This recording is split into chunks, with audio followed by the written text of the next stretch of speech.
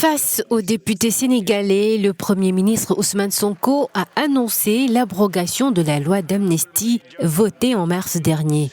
C'est à l'occasion de sa déclaration de politique générale. Une façon pour le gouvernement de rendre justice aux Sénégalais morts en 2021 et 2013 dans les violences politiques. Il sera proposé à votre auguste Assemblée, dans les semaines à venir, un projet de loi rapportant la loi d'amnistie votée le 6 mars 2024 par la précédente législature. Pour que toute la lumière soit enfin faite et les responsabilités établies de quelque bord qu'elles se situent. Il ne s'agit pas ici de chasse aux sorcières, encore moins de vengeance, car aucun sentiment de revanche ne nous anime. Loin de là, il s'agit simplement de justice, pilier sans lequel aucune paix sociale ne peut être garantie. Certains points annoncés par le Premier ministre sénégalais ne sont pas partagés par certains députés dits non alignés. C'est le cas de l'application du principe de réciprocité de visa aux ressortissants de certains pays.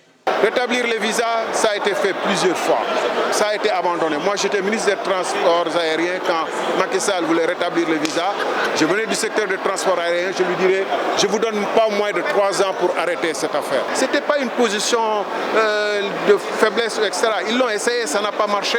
Vous n'allez pas recommencer ce que vous avez essayé, ce qui n'a pas marché. Autre point marquant de son discours, des mesures ambitieuses en vue de réformer l'enseignement supérieur. L'objectif est de renforcer l'employabilité des jeunes diplômés en leur offrant une expérience professionnelle concrète dès la formation initiale.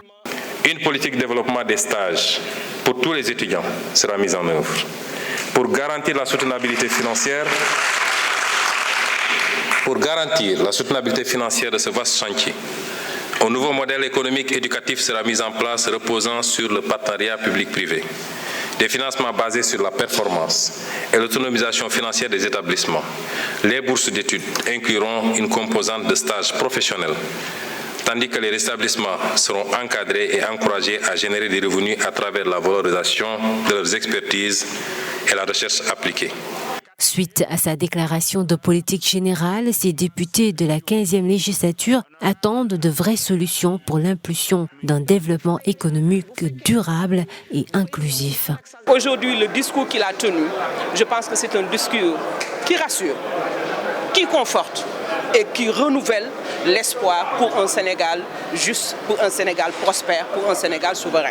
Après avoir reçu le chef du gouvernement à l'Assemblée nationale, les députés tiennent une séance plénière ce samedi 28 décembre. 2 points à l'ordre du jour, adopter la loi de finances pour l'année 2025 et élire les membres de la Haute Cour de justice sénégalaise.